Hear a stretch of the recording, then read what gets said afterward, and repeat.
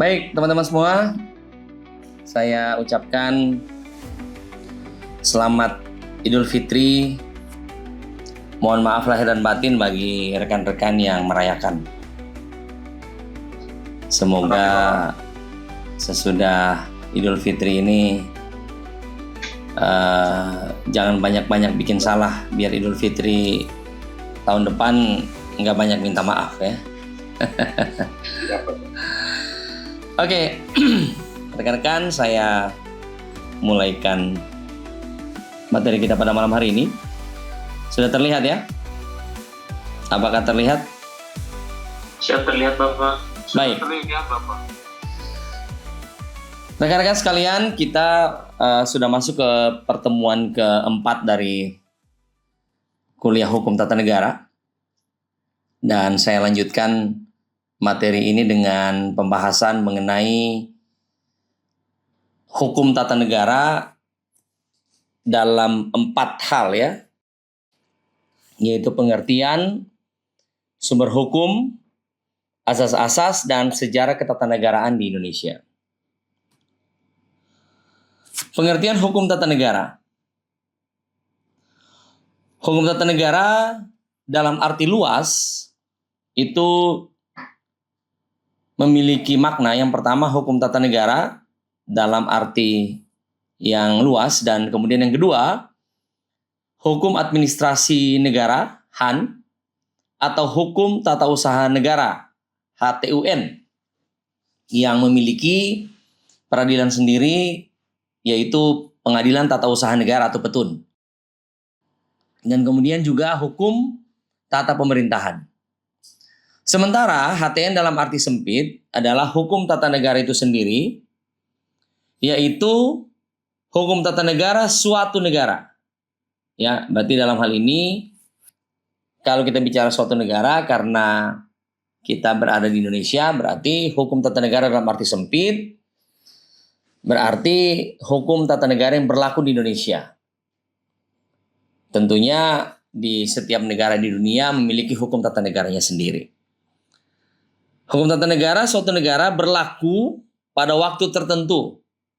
Jadi hukum tata negara yang berlaku saat ini, dalam rentang waktu saat ini, adalah hukum tata negara yang terupdate. Karena nanti saya juga akan bicara hukum tata negara dari waktu ke waktu. Jadi hukum positif itu biasa berubah dan itu dinamika, ya biasa saja dalam hukum itu. Justru ilmu hukum itu, rekan-rekan sekalian, adalah salah satu ilmu yang paling dinamis, yang bisa berubah menyesuaikan perkembangan zaman. Pengertian HTN menurut beberapa pakar hukum, menurut Van Vollenhoven, seorang pakar hukum dari Belanda, beliau mengatakan bahwa hukum tata negara adalah hukum yang mengatur semua masyarakat, mulai dari tingkat atas sampai bawah, yang menentukan wilayah lingkungan rakyatnya, menentukan badan-badan yang berkuasa, berwenang dan fungsinya dalam lingkungan masyarakat hukum tersebut.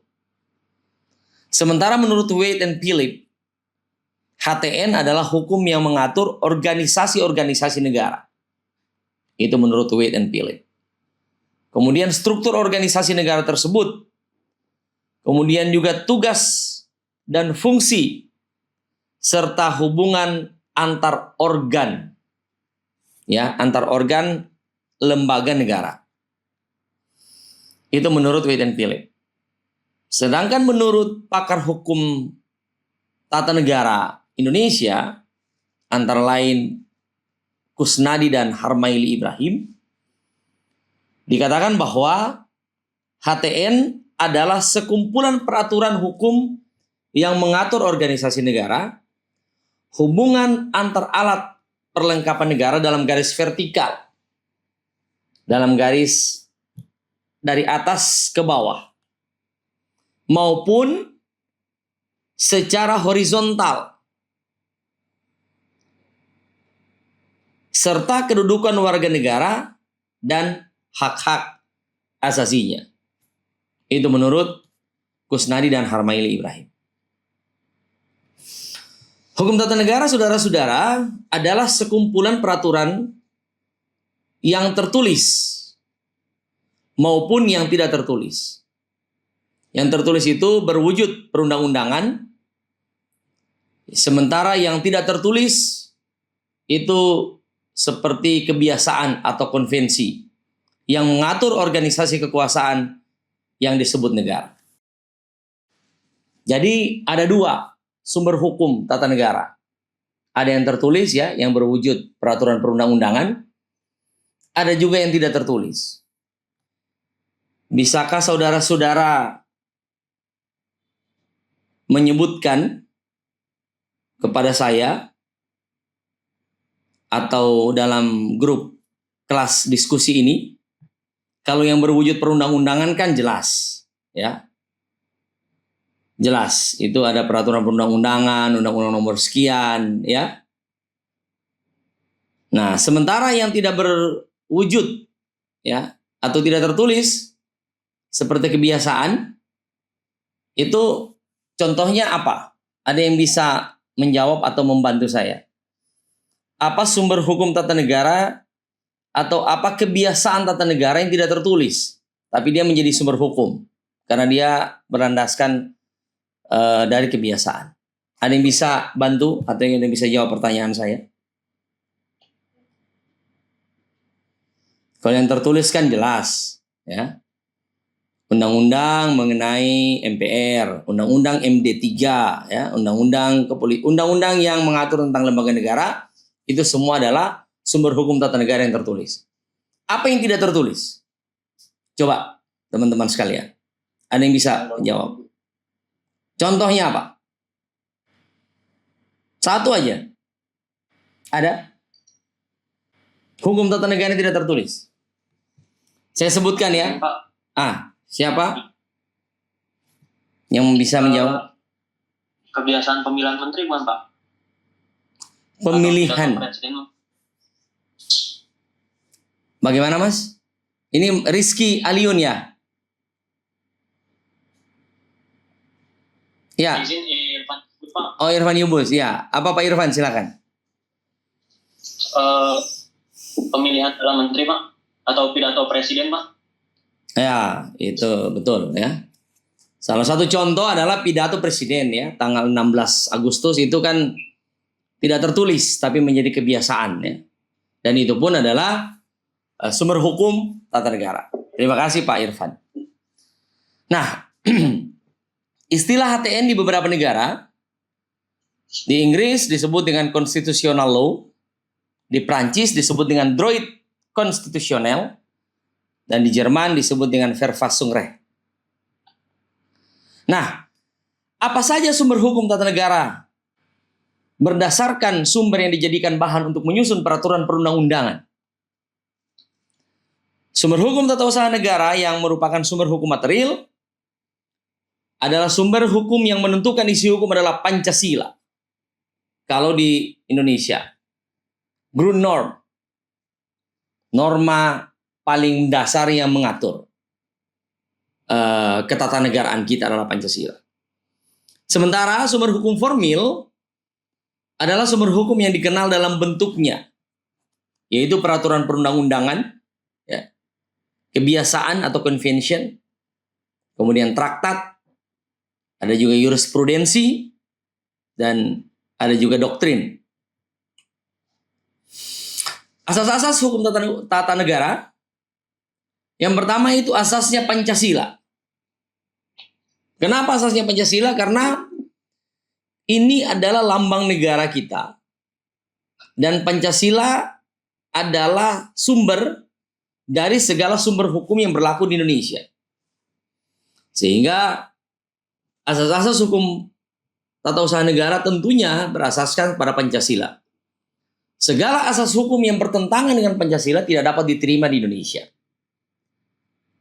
Baik itu asas hukum negara agama misalnya, atau asas negara komunis, atau asas sekuler, itu tidak diterima di Indonesia. Kemudian yang kedua adalah asas negara hukum. Yang ketiga adalah asas kedaulatan rakyat dan demokrasi. Yang keempat adalah asas negara kesatuan. Dan kemudian yang kelima adalah asas pemisahan kekuasaan yang merupakan mekanisme check and balances. Karena kita semua pasti tahu bahwa dalam negara modern, termasuk Indonesia, pemisahan kekuasaan yang merupakan pemenuhan dari fungsi check and balances itu sudah dimulai jauh hari sebelum Indonesia merdeka. Yang dimulai dengan trias politika. Siapa yang pernah mendengar istilah trias politika? Trias politika lahir di Prancis oleh seorang ahli hukum yang bernama Montesquieu. Dia membagi kekuasaan negara menjadi 3 bagian, yaitu yudikatif, eksekutif, dan legislatif dengan masing-masing fungsinya. 3 pilar inilah yang menjalankan negara. Ya. 3 pilar ini yang menjalankan negara. Meskipun di Indonesia ada namanya 4 pilar ya di MPR, tapi saya tidak ingin berbicara itu lebih detail. Tapi kalau kita bicara secara umum dari konsep Montesquieu, trias politika adalah sumbernya ya, adalah inspirasinya yang kemudian kita jalankan juga di Indonesia. Nah, apa itu asas Pancasila? Penjelasannya tadi saya sebut dalam 5 asas HTN tadi. Asas Pancasila adalah dasar negara Indonesia yang berarti bahwa setiap tindakan rakyat dan negara Indonesia harus sesuai dengan Pancasila. Selain itu, Pancasila merupakan sumber hukum material yang berarti bahwa setiap isi peraturan perundang-undangan tidak boleh bertentangan dengan Pancasila. 1 titik, 1 koma, 1 huruf tidak boleh bertentangan dengan Pancasila. Kemudian yang berikutnya adalah asas negara hukum. Asas negara hukum di negara ini menyatakan bahwa kekuasaan tertinggi di suatu negara hukum, di suatu negara ya, adalah hukum. Nah, itulah yang dikatakan dengan asas negara hukum. Sehingga seluruh alat perlengkapan negara, alat kelengkapan negara, termasuk warga negara, harus tunduk dan patuh serta menjunjung tinggi hukum tanpa kecuali. Ini yang sering digembar-gembor oleh para politisi, oleh para ahli hukum dengan equality before the law. Kesamaan di muka hukum. Di depan hukum tidak ada yang derajatnya lebih tinggi. Sama. Ya. Mau seorang karyawan biasa melawan komisaris, mau seorang presiden melawan rakyat jelata, di depan hukum mestinya kedudukannya sama. Tapi kalau kepala negara memang ada beberapa pengecualian. Tapi dalam konsep asas negara hukum, di hukum tata negara, tidak boleh ada perbedaan dari setiap warga negara. Sama kedudukannya di dalam hukum. Kemudian yang berikutnya adalah azas kedaulatan rakyat dan demokrasi. Negara Indonesia adalah negara hukum yang berkedaulatan rakyat dan demokratis. Prinsip negara hukum tidak boleh ditegakkan dengan mengabaikan prinsip-prinsip demokrasi yang diatur dalam Undang-Undang Dasar. Nah, kemudian yang berikutnya adalah asas negara kesatuan. Negara Indonesia adalah negara kesatuan yang berbentuk republik. Itu yang disebutkan dalam Undang-Undang Dasar kita. Pasal 1. Prinsip pada negara kesatuan bahwa yang memegang kekuasaan tertinggi atas segenap urusan negara ialah pemerintah pusat tanpa adanya suatu delegasi atau pelimpahan kekuasaan kepada pemerintah daerah. Jadi walaupun kita menganut sistem otonomi daerah, ya, pemegang kekuasaan tertinggi tetap ada pada pemerintah pusat. Sehingga kita hanya mengenal perda, peraturan daerah. Kita tidak mengenal undang-undang daerah. Kalau di Amerika, setiap negara bagian bisa bikin undang-undang. Makanya kalau di Amerika, Di negara bagian yang satu boleh pakai ganja, di negara bagian yang lain tidak boleh. Ya, jadi lebih apa ya, lebih berwarna, lebih banyak aturan ya. Karena masing-masing negara bagian boleh mengatur. Tapi kalau di Indonesia hanya peraturan daerah yang tetap bertumpu kepada undang-undang atau bertumpu kepada pemerintah pusat. Dalam negara kesatuan terdapat azas bahwa segenap urusan-urusan negara tidak dibagi antara pemerintah pusat dan pemerintah daerah, sehingga tetap merupakan suatu kebulatan dan pemegang kekuasaan tertinggi di negara adalah pemerintah pusat. Nah, itu asas negara kesatuan dalam hukum tata negara. Yang berikutnya saudara-saudara adalah asas pemisahan kekuasaan yang merupakan fungsi check and balances ya. Sistem kenegaraan membagi kekuasaan pemerintah menjadi 3, yaitu eksekutif, legislatif, dan yudikatif, atau sering disebut dengan trias politika. Check and balances dimaksud adalah menata keseimbangan antar lembaga agar tidak ada lembaga yang super body, tidak ada lembaga yang lebih kuat, tidak ada lembaga yang menempati posisi tertinggi. Tapi ini kan teorinya ya. Dalam praktek ya lain lagi cerita ya. Cuman dalam kesempatan ini kan saudara-saudara saya berbicara sebagai akademisi ya. Sebagai dosen. Tapi sebagai seorang praktisi dan Anda pasti tahu ya. Ya antara praktek dan teori ya begitulah. Ya. Memang fungsi check and balances yang dimaksud adalah menata keseimbangan supaya tidak terjadi pemusatan kekuasaan pada salah satu institusi negara saja. Nah, sekarang kita akan bicara mengenai sejarah ketatanegaraan di Indonesia. Sejarah ketatanegaraan Indonesia dibagi dalam 4 fase. Dalam 4 fase besar menurut saya ya. Menurut materi kita. Atau menurut beberapa kesepakatan dari dosen-dosen atau pengajar-pengajar HTN. 4 fase itu periode pertama itu 17 Agustus 45 sampai 27 Desember 49. Itu fase pertama dalam sejarah ketatanegaraan kita. Menarik membahas mengenai ketatanegaraan Indonesia. Karena ketika republik ini masih sangat muda, banyak terjadi pergolakan-pergolakan terkait dengan ideologi-ideologi, ya. Ada yang ingin negara kita menjadi negara serikat. Ada yang ingin negara kita menjadi negara sekuler. Ada yang ingin negara kita menjadi negara agama, ya. Menjadi negara Islam. Dan banyak keinginan-keinginan yang terjadi ketika republik ini masih sangat muda. Oleh karena itu, fase kedua di periode 27 Desember 49 sampai 17 Agustus 50. Kemudian fase yang ketiga itu di periode 17 Agustus 50 sampai 5 Juli 59. Dan fase yang terakhir bisa saya katakan adalah fase yang terjadi sejak dekret Presiden 5 Juli 59 hingga sekarang ini. Mari kita lihat ya rekan-rekan penjelasannya. Periode pertama atau fase pertama 17 Agustus 45 sampai 27 Desember 49. Pada tanggal 17 Agustus 45 dilaksanakan pembacaan teks proklamasi yang menyatakan kemerdekaan Indonesia. Kemudian pada tanggal 18 Agustus 45 ditetapkan bahwa Undang-Undang Dasar 45 sebagai dasar konstitusional Indonesia atau konstitusi negara. Nah, Indonesia disepakati oleh founding fathers kita, oleh pendiri bangsa adalah negara kesatuan berbentuk republik. Dan untuk pertama kalinya karena negara baru terbentuk sehingga presiden dan wakil presiden dipilih oleh PPKI, Panitia Persiapan Kemerdekaan Indonesia. MPR sebagai pemegang kekuasaan tertinggi dan sistem pemerintahan pada mulanya presidensial di mana kabinet bertanggung jawab kepada presiden.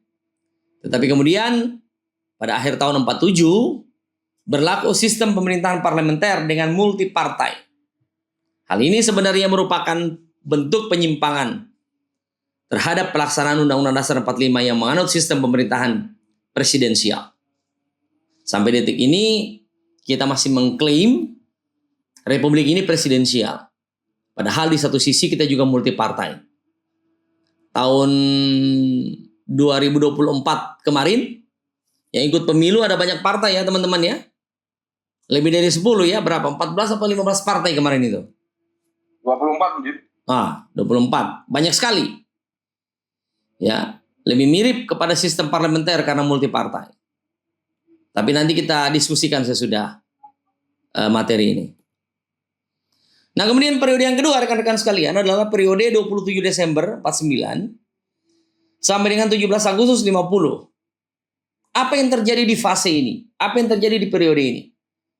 Yang terjadi di periode ini yang pertama adalah berdirinya Negara Republik Indonesia Serikat atau RIS sebagai hasil dari konferensi meja bundar di Den Haag pada tanggal 23 Agustus 49 sampai 2 November 49. Indonesia dipaksa berunding dengan Belanda. Sehingga hasil dari perundingan itu mewujudkan menjadi negara serikat. Nah, sebagai negara serikat maka Undang-Undang Dasar 45 menjadi tidak relevan. Karena negara yang dirancang oleh Undang-Undang Dasar 45 bukan negara serikat. Sehingga karena dasar hukum tersebut tidak berlaku lagi atau konstitusi tidak berlaku lagi, maka dibuatlah undang-undang yang baru, undang-undang dasar yang baru, yaitu Undang-Undang Dasar Republik Indonesia Serikat. Yang semula berlaku Undang-Undang 45 ya. Kemudian dirubah pada tanggal 27 Desember 49 dan hanya berlaku di wilayah negara bagian Republik Indonesia. Kekuasaan atau kedaulatan RIS dilakukan oleh pemerintah bersama-sama dengan DPR dan Senat atau wakil negara bagian. Jadi kita sempat rekan-rekan seperti Amerika. Kita sempat memiliki negara bagian.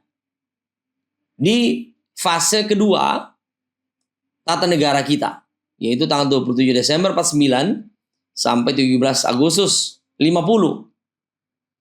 Sistem pemerintahan berdasarkan konstitusi RIS menganut sistem pemerintahan parlementer, yaitu menteri-menteri baik secara bersama-sama maupun sendiri-sendiri bertanggung jawab kepada parlemen. Jadi, dalam negara dengan konsep parlemen, menteri bertanggung jawab kepada parlemen. Parlemen yang memiliki power ya, powerful dia. Namanya juga negara parlementer bukan presidensial. Nah, kemudian berikutnya rekan-rekan sekalian, kita fase ketiga di periode 17 Agustus 50 sampai 5 Juli 59. Nah, ini paling terkenal ini, dekret presiden ya, 5 Juli 59. Indonesia kembali menjadi negara kesatuan. Pada tanggal 17 Agustus 1950, secara resmi dinyatakan berlakunya Undang-Undang Dasar Sementara 1950 yang merupakan hasil perubahan dari konstitusi RIS. Sistem pemerintahan berdasarkan Undang-Undang Dasar 1950 adalah sistem pemerintahan parlementer. Namun, ya rekan-rekan sekalian, saudara-saudara sekalian, pada tanggal 5 Juli 59 dikeluarkan dekret presiden yang salah satu isinya adalah menetapkan Undang-Undang Dasar 45 berlaku lagi bagi segenap bangsa Indonesia dan tidak berlaku lagi Undang-Undang Dasar Sementara 1950 atau konstitusi RIS. Kemudian fase terakhir ya 1959 sampai sekarang Undang-Undang Dasar 1945 berlaku kembali sebagai konstitusional Indonesia, sebagai konstitusi kita. Nah, periode 5 Juli 59 sampai sekarang dibagi menjadi 3 masa. Yaitu masa yang pertama adalah masa atau fase 5 Juli 59 sampai 11 Maret 1966. Di mana dalam praktek kenegaraan, pelaksanaan Undang-Undang Dasar 1945 mengalami beberapa penyimpangan antara lain. Pelaksanaan demokrasi terpimpin. Soekarno dianggap sebagai pemimpin besar revolusi. Ya, sehingga pengkultusan terhadap Soekarno membuahkan penentuan masa jabatan presiden seumur hidup. Nah, ini menjadi debatable ya antara orang-orang yang mengkultuskan Soekarno dan orang-orang yang melihat secara objektif dari perubahan Undang-Undang Dasar 1945 ya. Ada yang bilang bahwa tidak begitu. Saya terus terang adalah pengagum Soekarno ya, teman-teman. Bapak saya itu seorang PDI sejati ya. Kalau bisa saya katakan begitu. Di masa-masa sulit ya, di kampung kami waktu itu, ayah saya adalah seorang yang sangat ya, pada saat itu kan golongan karya sangat mendominasi. Ya, orang kampung bilang jangankan umbul-umbul dan tong sampah, gigi aja kalau bisa kuning di zaman itu ya. Tapi bapak saya tetap orang merah pada saat itu. Nah, tapi saya tetap harus menyampaikan materi ini karena memang ada fakta yang mengatakan bahwa Soekarno pernah mendeklarasikan diri ya atau menjadi presiden seumur hidup. Nah, kemudian di era ini juga teman-teman sekalian berdiri Partai Komunis Indonesia yang berideologi ateis atau tidak percaya atau menolak ya adanya Tuhan Yang Maha Esa. Kemudian adanya kudeta dari PKI dan gerakan G30 SPKI yang akan membentuk negara komunis di Indonesia yang kemudian gagal ya pemberontakannya. Kemudian di masa yang kedua dari periode 5 Juli 59 sampai sekarang adalah masa 11 Maret sampai 19 Oktober tahun 99. Apa yang terjadi di fase ini? Secara ringkas, yang pertama adalah pembubaran PKI dan organisasinya. Kemudian yang berikutnya adalah pergantian presiden dari Soekarno ke Soeharto lewat Super Semar ya awalnya waktu itu ya, Super Semar. Pada masa Orde Baru terjadi ketidakseimbangan dan ketidakadilan terhadap rakyat kecil serta praktik KKN. Di mana krisis moneter terjadi sangat dahsyat ya. Tahun 98 saya masih kelas 2 SMA kalau saya tidak salah waktu itu. Masih belum paham kondisi politik, tapi saya sudah lihat demonstrasi di mana-mana ya.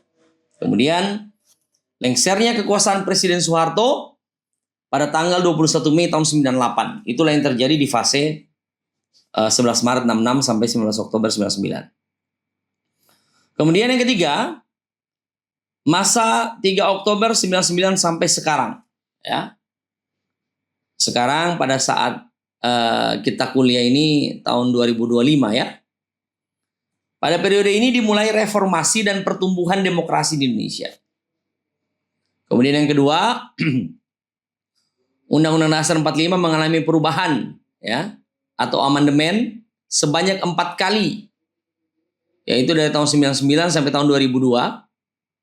Sementara amandemen Undang-Undang Dasar 45 hanya dilakukan pada batang tubuh Undang-Undang Dasar 1945 dan tidak pada pembukaannya atau preambulnya. Kemudian yang berikutnya adalah MPR tidak lagi memiliki kekuasaan yang tidak terbatas.